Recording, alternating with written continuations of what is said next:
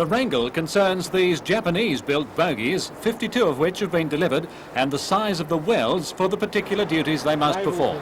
The state opposition intercepted correspondence from an SRA engineer who raised doubts about the welding penetration. At the time, Convertible Chief John Fitzgerald said the units were built to the highest safety standards.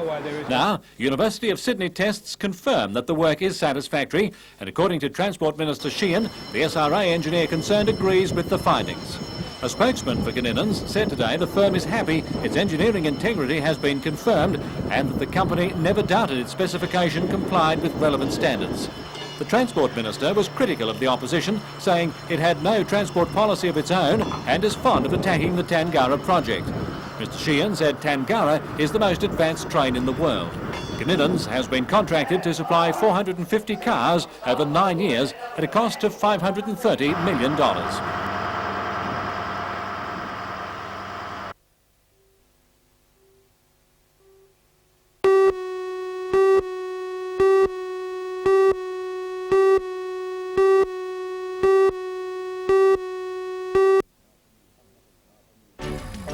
Coming up in tonight's news at 6, we take you to the Central Coast for the New South Wales Junior Country Golf Championships. Over 200 of the state's best junior golfers took part in the tournament at the Toukley Golf Club. For all the news, join us tonight at 6.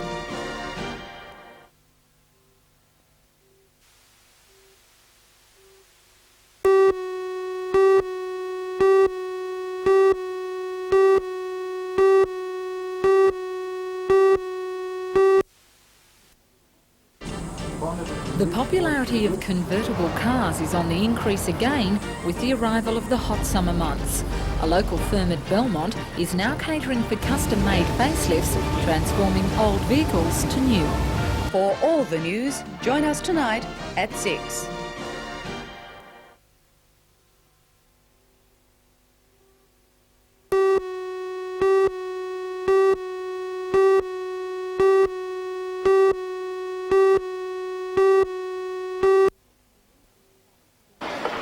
The recent study carried out by Newcastle University has revealed some astounding facts.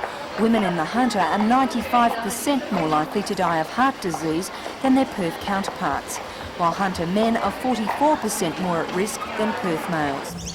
The study's principal researcher, Annette Dobson, says the reason for the Hunter's higher heart disease level is probably related to the types of food eaten in this area and other behaviours such as smoking. We think that almost all the factors involved in heart disease are at higher levels here. That is, people are more inclined to smoke, to eat high-fat diets, to be overweight, perhaps take less exercise. But the news is not all bad. Heart disease in this area is on the decrease, and according to Annette Dobson, it's because the message from health educators is finally getting through. Heart disease rates in this region are coming down very rapidly. And I think that people have taken notice of the work that we've done and learnt the lessons, which are that heart disease can be avoided. And I think that there are tremendous changes going on in the community. Quit for Life, the anti-smoking campaign, the work of the dietitians, the work of the doctors and work of many community groups. And I think that we will see heart disease declining in the Hunter region in the next few years.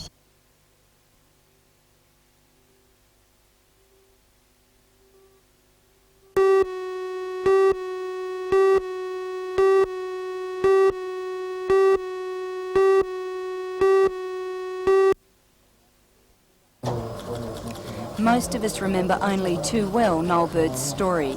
Noel has a passion for rugby union and has played more than 100 games for Merewether Carlton Rugby Club. 32 of those were first grade. It was during a second grade game with Maitland in June last year that events went drastically wrong. He was seriously hurt in a ruck with injuries that left him a quadriplegic. I just went into a ruck and started pushing, and the weight came on from the other side and it was a bit too strong. And I just went straight down to the ground and they came over the top. Since then, Noel has come a long way. After 7 months in the acute rehabilitation unit at the Royal North Shore Hospital, he's finally back in Newcastle. Noel has moved into a small acute rehabilitation unit which is being established at Rankin Park Hospital. He realises that he still has a lot of rehabilitative work to go, but says he's glad to be back home near friends and family. His wife, Nipaporan, and 10-month-old son, Daniel, who stayed by his side in Sydney, are here with him. And in a few months, after his Merriweather house is renovated to cater for his needs, he'll be moving back in. Well, I've only been here a few days, but I'd say it'd be much the same as what I was doing in Sydney. 2 hours on physio and 2 hours on OT, occupational therapy. And can you notice any improvement in yourself? Sure. 2 months ago I couldn't do that. Noel says he's counting the days until the football season starts and plans to be a regular spectator at their games. I'd say I'll be chairlifted into the green room, which we call our clubhouse back at Townsend Oval. I'd say I'd get up there and get a prime seat somewhere. And are you hoping to get to a lot of the games? I'd say everyone. Maybe even a few away games.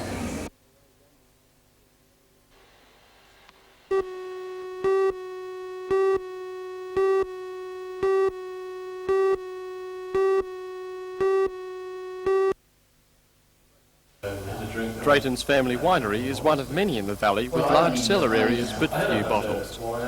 This is the lowest as far as our stocks have been as far as I can remember, and I must say that it would be at least 10 years that, since we've been so low.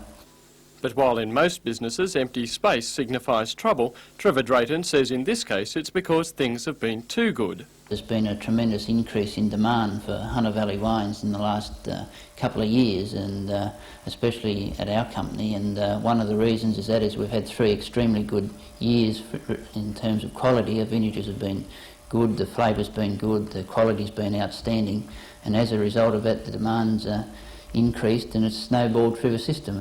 However, the high sales also mean winemakers are left with few reserves, and a big harvest is needed this season as demand threatens to outstrip supply, which could lead to the loss of markets.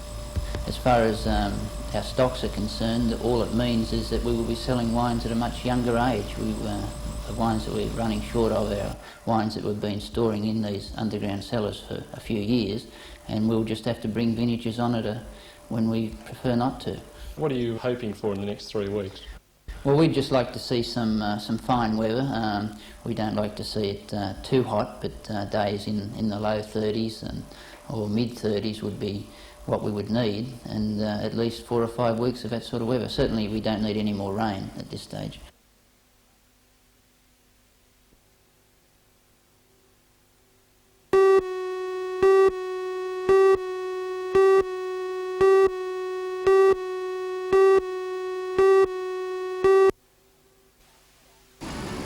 Good afternoon, I'm Belinda Borissow.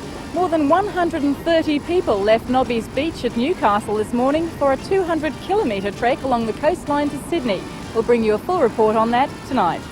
For all the news, join us tonight at 6.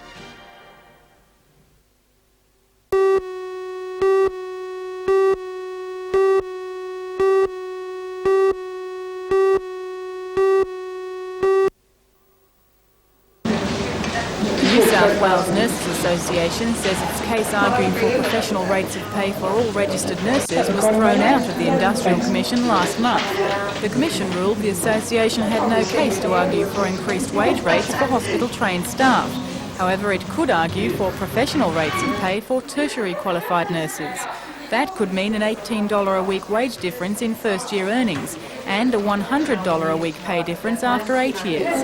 The Nurses Association says it will go ahead with a statewide mass walkout on February the 10th unless it's allowed to put the case back before the Industrial Commission and have the matter resolved. If the strike goes ahead, there won't even be skeleton staff on duty.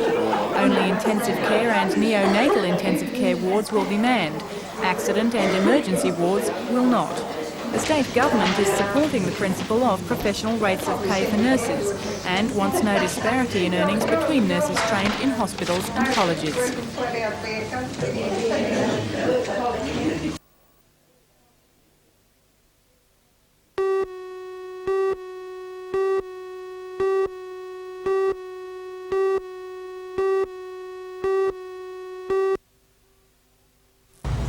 Frank Walker officially opened the Housing Department's $500,000 office in Rugby Street yesterday. 23 staff members will provide a full range of government housing services in a centralised location, described by the Minister as a one-stop shop for all private and public housing, rental and purchase requirements. Mr Walker also announced a major home and land package deal, offering 300 new family homes at prices from $39,000 to $185,000 plus land from the end of this month. The scheme, dubbed the Super Sale, is the single biggest housing allocation in the state, allowing home buyers to secure a house, land and finance package for an outlay of just $1,000. Jennings and Westpac have made considerable sacrifices in their profits. Jennings provide $1,000 deposit loans, which is the best deal in Australia, and the people should be running to get them. Land blocks are available in all Hunter Region Housing Commission estates, and the home land packages are available with a guarantee of no rise in cost, providing the purchaser is ready to proceed within 3 months.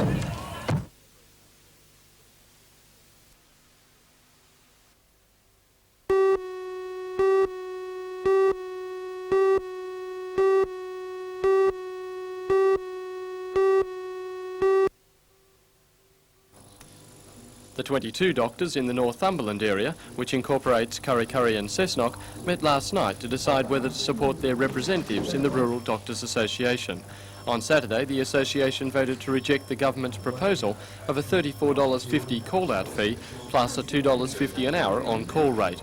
The doctors are demanding $7.50 an hour to bring them into line with the city GP on-call rate and $50 or $70 for out-of-hours calls, depending on the time of night. According to Dr Michael Collis, however, the government can afford to play a waiting game, which is putting enormous strains on doctors, some of whom have had their income reduced by up to a third. I think most people become geared to an income, and if that's cut significantly, I think people find themselves in difficulties long term. And how about the towns themselves? I mean, the hospitals, as you say, are really closed. How's it affected people here? Well, obviously it's been a great inconvenience to a lot of the people. The elective surgery has closed down locally.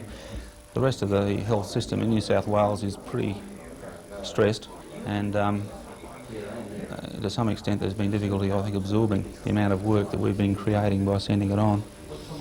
So I think there's been some inconvenience, and that's regrettable, really. We haven't set out to do that, but unfortunately it seems to be the only way that we can get the politicians to talk to you.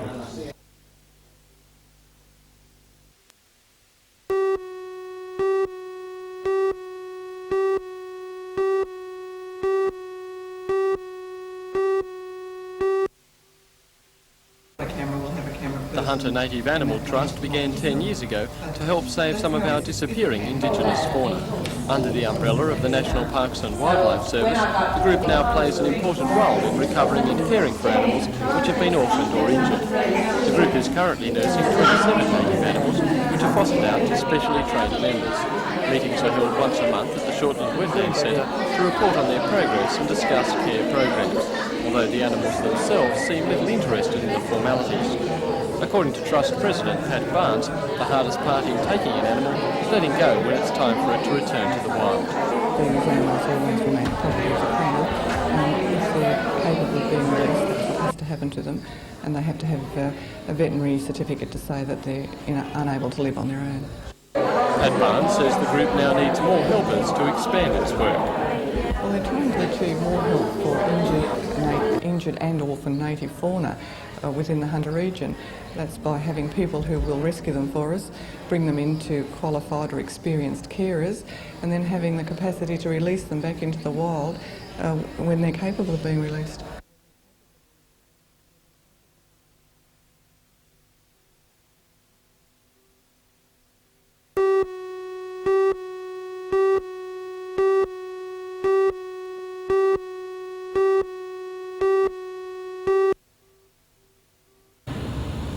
Work began on Rankin Park Hospital last January, and since then it has progressed at an extraordinary rate. Already the structure is about 70% complete, but of course the major task in building any hospital is the internal fitting out, and this is expected to take up most of the time. The Chief Executive of the Greater Newcastle Area Health Service, Dr Owen James, is particularly pleased with the results so far. They're coming towards the completion of the major construction, that is the shell of the hospital. They are beginning to put on the roof, Much of the initial brick of the patient block is being finalised. The whole development is well planned, well run, and hopefully it'll be available for the people of Newcastle in the near future. Special care is being taken to ensure that the hospital fits in well with its bushland setting. All around the building, trees have been preserved, while outside panels and brickwork have been carefully selected to blend with the environment. The wards face northeast towards Stockton Bight, and many will utilise the natural sea breeze as well as insulation and sun shading as a cooling system instead of air conditioning, which many people believe hastens the spread of infection. In the centre of the building, courtyards are taking shape, and an enormous skylight, which will ensure that natural light filters right down to the lower floors, is being assembled. I think it's an example of what can be done in Newcastle, when everybody has the ability to see that development progressively from the time it was approved in '82 to the time they commenced building in January of last year. This development has been superb.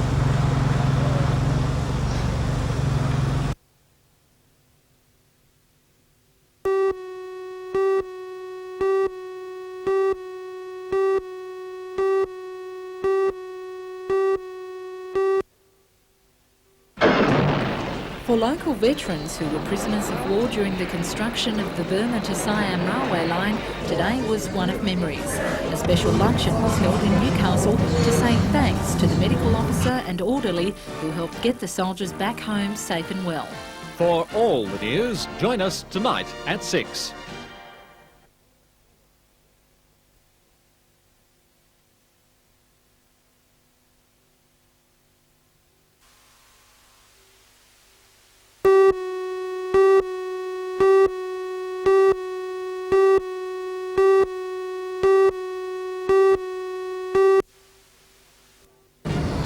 Good afternoon, I'm Belinda Borisov.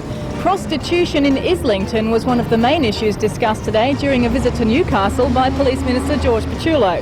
Mr Petullo was in Newcastle to officially open an election office for Dennis Nichols. For all the news, join us tonight at 6.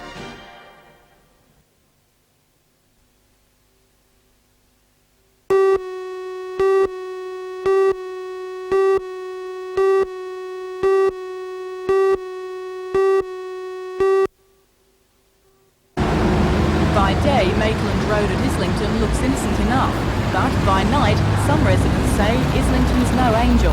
They're complaining about noisy trucks stopping to pick up prostitutes, and some even say they're tired of cleaning up condoms. ALP candidate for Newcastle, Dennis Nichols, wants to overcome the problem. Today, during the official opening of his campaign office at 708 Hunter Street, do you think anything can be done about that? Will the government do anything about that? I will be taking a personal interest in that particular problem where I understand the residents are most concerned about their activities.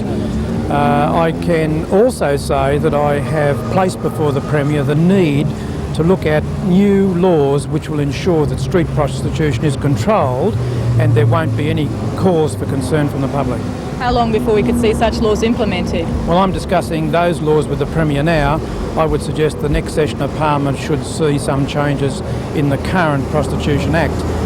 During his visit, Mr Petullo also discussed Newcastle's crime rate, but won't go into detail until statistics are announced in the next few days. In any case, he says Newcastle should be pleased. He also says more police will be employed in Newcastle this year, but couldn't say how many. He also commented on the introduction of tougher gun laws.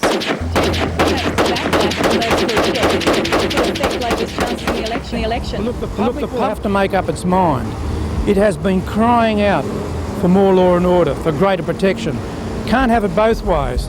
There are hard decisions to be made, and what we are doing as a government is to ensure that loose guns lying around for no purpose are removed from the community in order to enhance public safety. Okay, that's fine. Thanks very much. Anything else you want to add?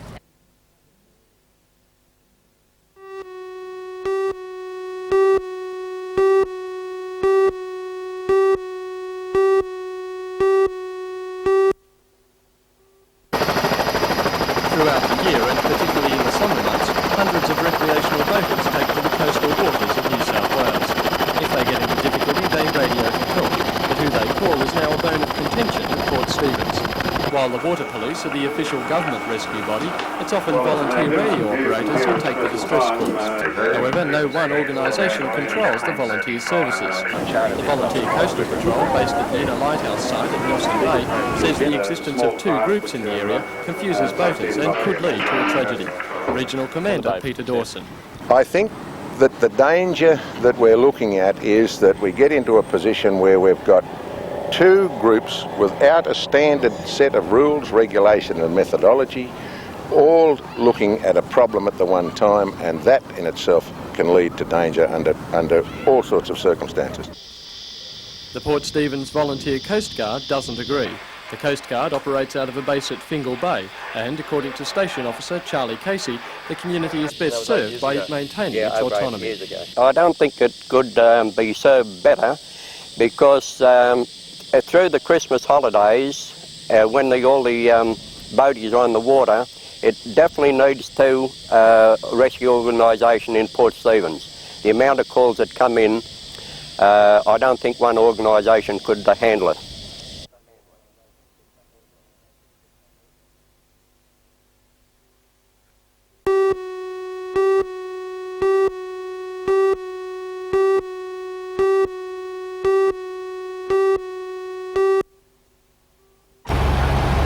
Tonight, NBN News looks at the beginning of the 1988 Hunter vintage with the eyes of the valley's biggest producer, with the state's Brian McQuiggan. He's the first to start harvesting what he says will be a bumper crop, and Brian is confident it will be another good year of quality if the weather holds. For all the news, join us tonight at 6.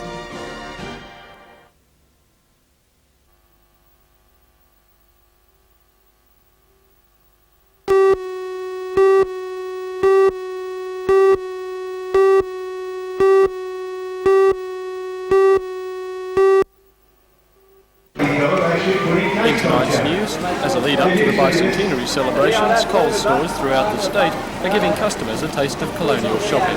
More than 100 stores have been transformed for the week. At the size 15 going out for news, join us tonight at 6. Now they normally sell for $5.39, going out.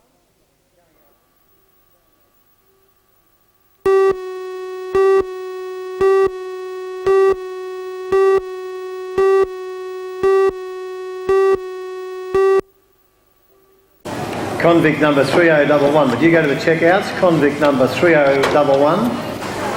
Convicts packing groceries at modern-day checkouts would usually be in Congress, but not in a bicentenary year. Coles New World at the Junction is one of more than 100 Coles stores in the state, which have this week discarded uniforms with flags of our Australia on the dress.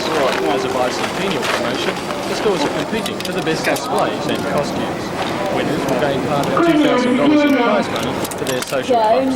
The costumes are not supposed to affect staff performance, but while 200 years have passed, it's obviously still an advantage to wear the uniform.